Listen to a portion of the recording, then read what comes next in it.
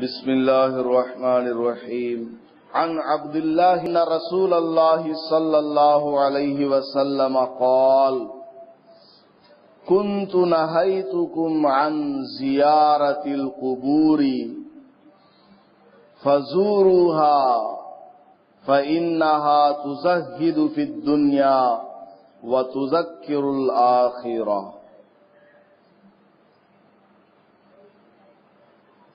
اموات کو، مردوں کو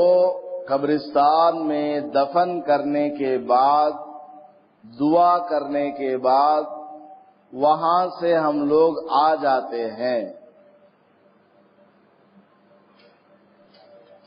لیکن نبی پاک صلی اللہ علیہ وسلم نے قبروں کی زیارت کرنے کا حکم فرمایا ہے۔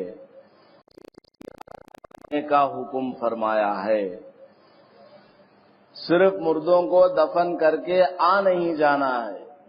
بلکہ وقتاً فوقتاً جاتے آتے رہنا چاہیے، کبھی کبھار جاتے آتے رہنا چاہیے۔ ابتدائے اسلام میں شروع میں جب صحابہ کرام مکہ مکرمہ میں مسلمان ہوئے تھے، اور اسی طرح ادھر ادھر سے بھی کچھ لوگ مسلمان ہو کر آئے، اس وقت چونکہ شرک بہت تھا، کفر تو تھا ہی، اس کے ساتھ میں شرک لوگ بہت کرتے تھے، ایک ایک چیز کا ایک ایک خدا بنا کر کے رکھا تھا۔ یہ بت بارش برسانے والا ہے، یہ بت اولاد دینے والا ہے، کام کرنے والا ہے۔ اس طرح تقریباً 360 بتوں کو کفار نے، مشرکین نے بنا کر کے رکھا تھا۔ تو شرک چونکہ بہت زیادہ تھا، اب اگر قبروں کے پاس جانے کا حکم دیں گے تو لوگ جس طرح وہاں شرک کرتے ہیں، قبروں کے پاس بھی جا کر کے شرک کریں گے۔ اس لیے اللہ کے نبی علیہ الصلاۃ والسلام نے کیا فرمایا؟ حضرت عبداللہ ابن مسعود رضی اللہ تعالیٰ عنہ سے روایت ہے کہ رسول اللہ صلی اللہ علیہ وسلم نے فرمایا، میں نے تم کو قبروں کی زیارت سے منع کر دیا تھا۔ یہ فرمایا تھا، میں نے تم کو قبروں کی زیارت سے منع کر دیا تھا۔ کیوں؟ کیونکہ ابھی شروع میں لوگ، اگر میں حکم دوں گا تو کہیں ایسا نہ ہو کہ وہ جو شرک کی بو تھی ان کے اندر پہلے سے ہی، کہیں وہ یہاں پر بھی شرک نہ کرنے لگ جائیں۔ جس طرح بتوں کو، پتھروں کو خدا مانتے تھے، اسی طرح قبروں کو کہیں یہ اپنا خدا ماننے نہ لگ جائیں، کسی میں کوئی طاقت نہ سمجھنے لگ جائیں، اس لیے منع کیا تھا۔ لیکن بعد میں جب اسلام پھیلا خوب اور صحابہ کرام کے دلوں میں ایمان کی مضبوطی اس قدر آ گئی کہ آگ میں جلنے کو تو صحابہ تیار ہیں، ایمان کے اندر ذرا برابر کمی آ جائے ان کو گوارا نہیں ہے۔ پہاڑ پر سے نیچے دھکا اگر کوئی دے دے گا، کودنے کے لیے صحابہ کرام تیار ہیں، اگر اپنی جان کو اسلام کی خاطر قربان کرنے کے لیے تیار ہے، لیکن ذرا برابر بھی ایمان میں کمی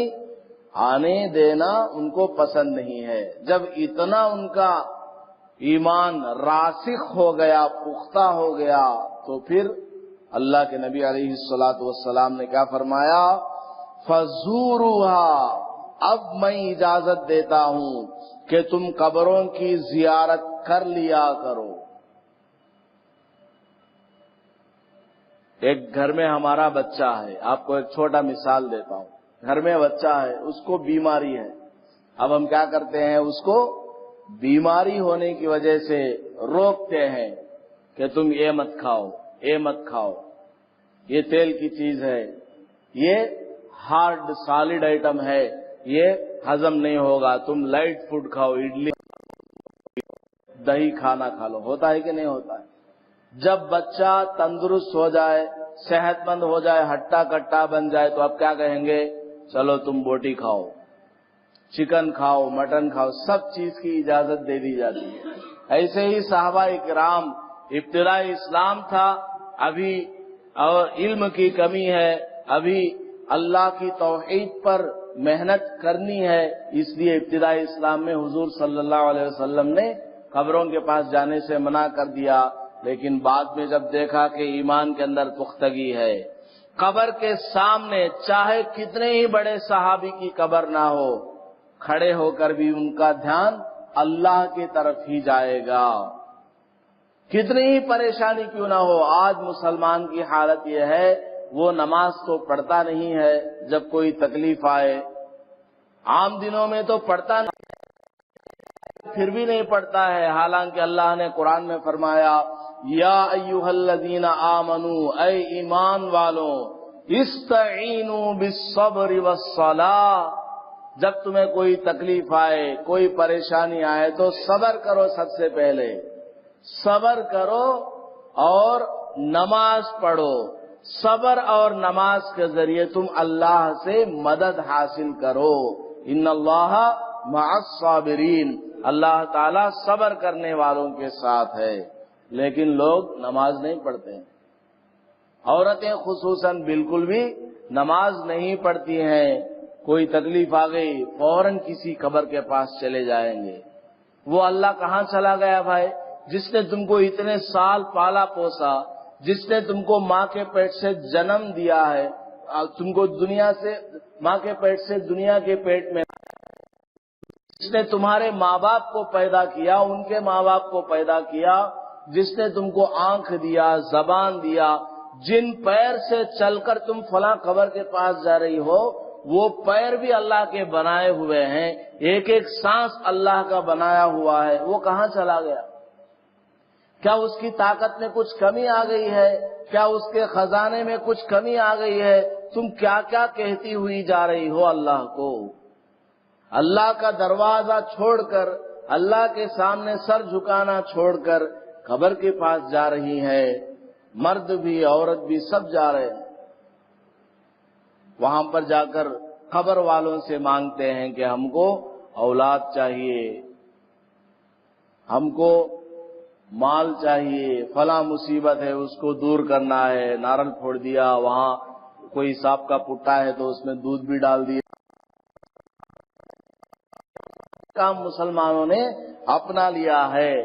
غیروں کے طریقوں کو مسلمانوں نے اپنا لیا ہے، اللہ ہماری حفاظت فرمائے۔ دیکھیے،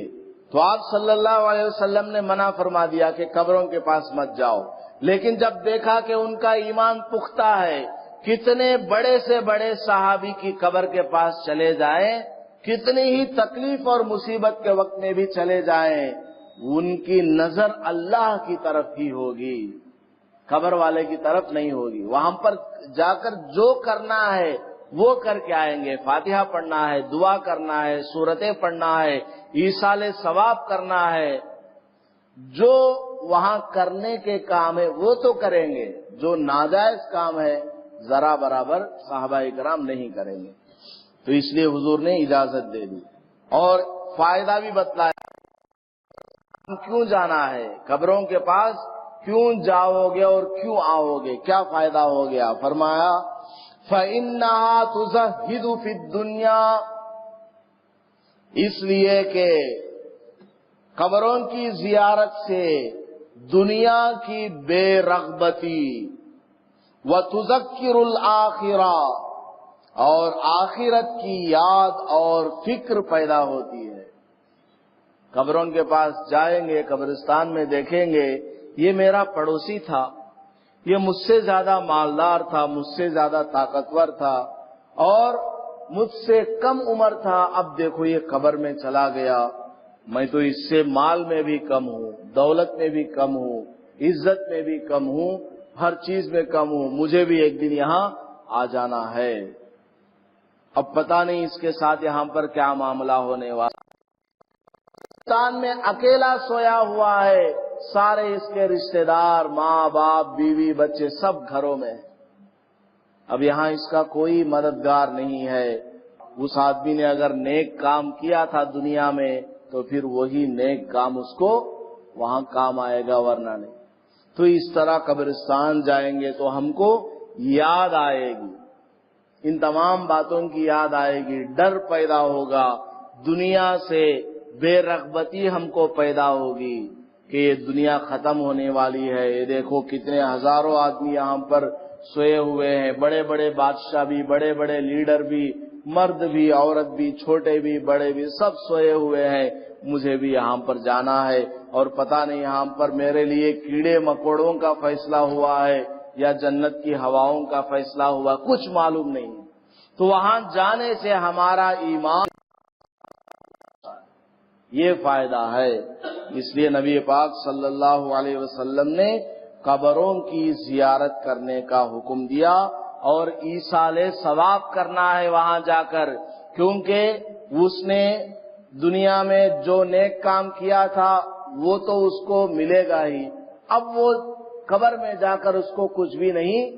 مل رہا ہے۔ ہم جا کر اس کے لیے سورہ فاتحہ پڑھ دیں گے، سورہ یاسین پڑھ دیں گے، اور دعا کریں گے، یا اللہ میں نے یہ جو قرآن پڑھا ہے اس کا ثواب اس مردے کو، اس ہمارے مرحوم والد صاحب کی قبر کو پہنچا دیجئے، تو اللہ پاک ثواب کو پہنچا دے گا۔ اب ہم قبرستان جائیں گے تو وہاں پر ہم کو سلام کر کے جانا چاہیے، اور وہاں کے کچھ آداب ہیں وہ بھی انشاءاللہ بتائیں گے۔ اللہ پاک ہم سب کو ان باتوں کو ان توفیق عطا فرمائے،